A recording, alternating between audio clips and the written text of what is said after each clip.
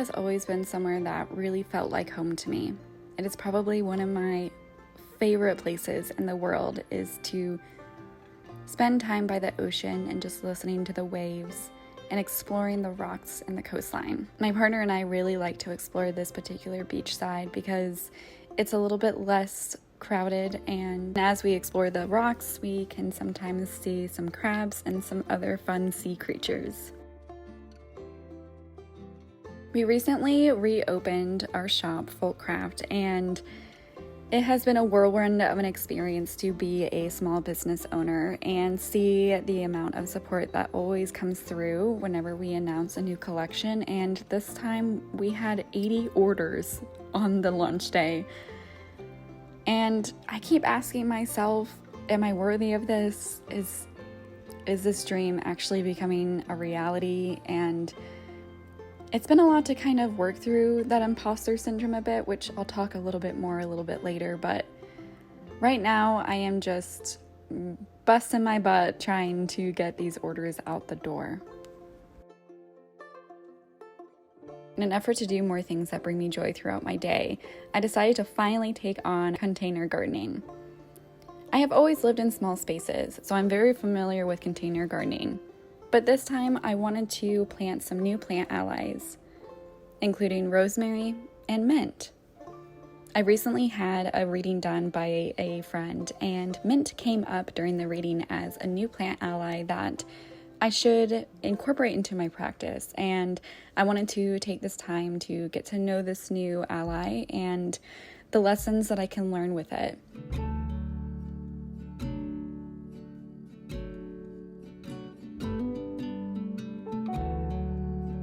I also decided to plant some romaine lettuce, and what I didn't film here is that I am actually in the process of growing my own food from food scraps, and so I am currently testing out sweet potato, and I'm really excited to include that on our little back patio too.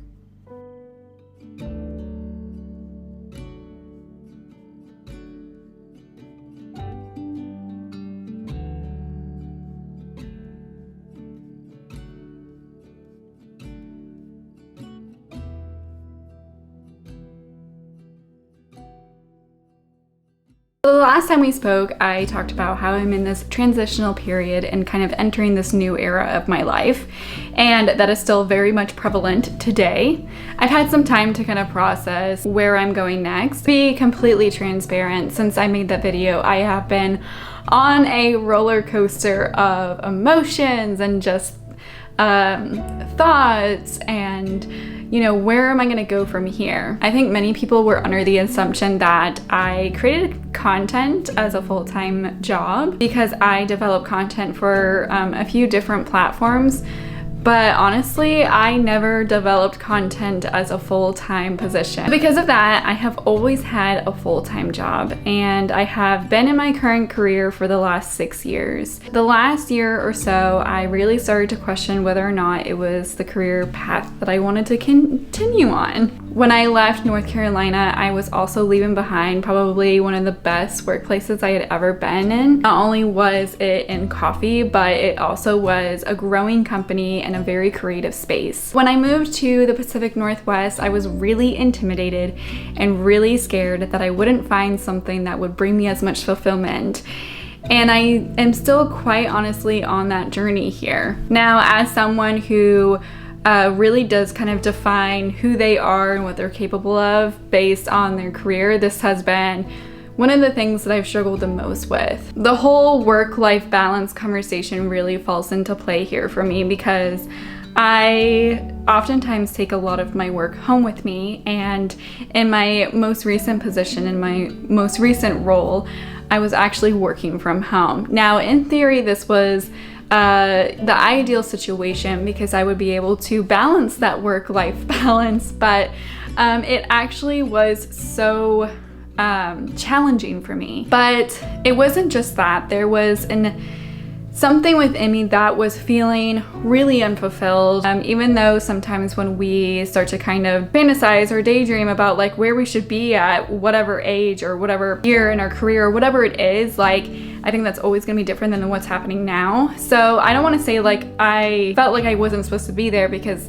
I do think that the way that I fell into that job role was, you know, very like spontaneous. It was a very crazy story. And so I felt like there was supposed to be something that I was supposed to learn during my time at this place. But without getting too much into it, it started to unfold in a different way than I was hoping for. Not only that, but I really felt unfulfilled and uninspired and completely burnt out. I did not know exactly how burnt out I was until I left that job and had time to decompress and spend some time with myself, kind of like in a bit of a hermit mode, rethinking all of the things that I was doing up until this moment. And that kind of included content development too. And I mentioned in my last video that though I am really excited for this next chapter and where I go from here, and you know, there's uncertainty around it, I feel like this is really giving me an opportunity to do a lot of self-reflection, not only in my career and what I wish for my life, but also, you know, the things that I am putting out into the world, and that includes content creating. Now, finding the balance as a content creator is really difficult. I stumbled into content creating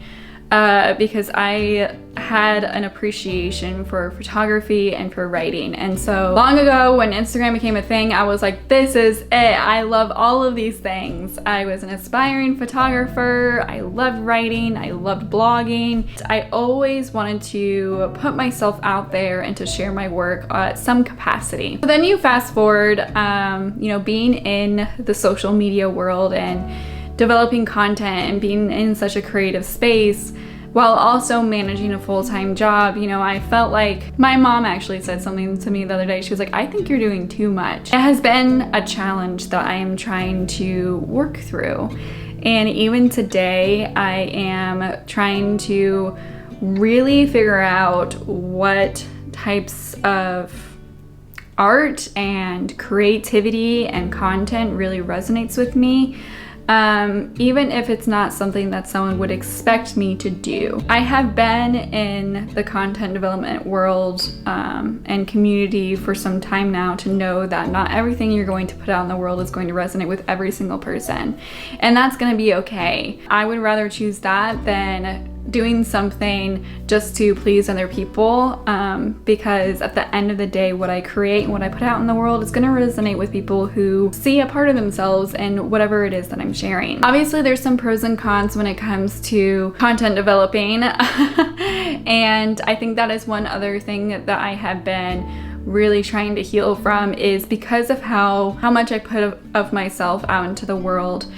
There's an opportunity that you're going to catch the attention of people that don't necessarily have your best interest at heart. This has been a struggle for me personally for the last 4 or 5 years. As a result, you know, you kind of hear the narratives or the things that people say, or you know, impressions that they get of you, or their thoughts about you. I'm gonna be really vulnerable. You know, I was trying to find the balance within myself and within like all these aspirations that I want to do and pursue. And so when I have finally come to a place in my life where I'm able to kind of decide where I put my energy, I was faced with a lot of imposter syndrome, which was rooted in believing a lot of false narratives of myself. The unfortunate thing is, like, when you find a community space that you really enjoy and really feel like you found your place in, what's unfortunate is that sometimes there are going to be individuals within that same space that don't necessarily have good intentions. And so for a really long time, I was paranoid about creating anything, because the narrative that I continuously heard was that I was trying to be somebody else, or I was copying somebody else. And the truth of the matter is that a lot of individuals within the community space that I'm in about witchcraft is that we have a lot of the same interests, and we are inspired by a lot of the same creators, artists, and just ways of living. The reason why I'm sharing that now is because these are just some of the things that were really coming up for me the last few weeks, like since I've been in this transitional period. And it's been taking some time to process it and working through it and deconstructing a lot of these narratives that not only were coming from other people, but also just like the expectations that I thought were of me at this stage of my life, if that makes sense. And I think that kind of manifested itself into being impatient with myself. And so anytime that I started pursuing something new, I would get so agitated with myself because I wasn't processing it or registering it in my mind, or being able to really put it into practice. And I would get so frustrated that I would just quit. I think that's something that I have been learning to sit with and be able to say, being patient with myself is trusting myself. And I trust myself to be able to do the things that are going to fulfill me and will only let me be one step further into the life that I wish for myself and my family. So a lot of thought processing happening these last few weeks, if I'm being completely honest. I have found that one of the things that has really grounded me in the last few days has been cooking. I find a lot of joy in it, and I find so much joy in watching baking videos, and I feel so much inspiration from them. And so I've kind of just followed this thread and allowed it to ground me during these uncertain moments. And I wanted to share with you a recipe of making homemade butter, but with a little witchy twist. You may or may not know, but I own a business called Folkcraft Coffee and Goods, and it is coffee and magical goods. And then we also have flavored syrup, or intentional elixirs is what I like to call them. So I formulate them based on ingredients for a specific intention in mind. And our newest one is for protection. So this particular intentional elixir is crafted with lavender and vanilla. So it's quite a sweet syrup, and you can use it in your coffee, your teas, your mocktails, cocktails, or even your baked goods. I wanted to kind of experiment a little bit in making homemade butter, because we go through butter like crazy in this house. Bread and butter are a staple, but I wanted to incorporate butter with our protection syrup, and I think it turned out pretty good. I'm actually gonna go live taste it now, but first I will share with you the recipe. To make homemade butter, you need one ingredient, and that's heavy whipping cream. You will also need a mixer, but you are able to do this by hand by placing the heavy whipping cream into a jar and shaking it consistently for about 10 minutes. But if you do have a mixer, it's a much faster process. Place the heavy whipping cream into the mixer, then turn on the mixer to a medium to high speed. You're gonna allow the mixer to mix the heavy whipping cream for about 10 minutes. You'll see the heavy whipping cream meet a few different stages. First, it'll look like whipped cream. When it begins to look like this, it's a little bit of a curdle. You'll see the fats start to separate and the buttermilk start to produce. That's when you know that you're even closer. Take the butter out, but save the buttermilk, because this is great for other future recipes. Then you're going to rinse the butter and then squeeze all of the remaining buttermilk out. And then add any sort of herbs or flavoring to your butter. This is a great opportunity to add any salt if you're wanting a salty butter, but because we're doing a little bit of an experiment with a witchy twist, we're wanting to make a lavender butter using Folkcraft Goods protection syrup. This syrup is crafted with the intention for protection. And during this stage, I wanted to protect my peace and my mental well-being. I added about a tablespoon of the syrup. Then I added about a quarter of a teaspoon of dried lavender culinary buds. Then I allowed it to refrigerate for about 20 minutes. Okay. We ate all of my homemade bread, which I will make in the next video to go with your homemade lavender butter. But we're going to taste test this together. I kept it in the fridge for about, I don't know, it's been like 25 minutes. Okay, here we go. It's like the perfect dessert butter. But honestly, it's like just the right amount of sweet and floral for the summer.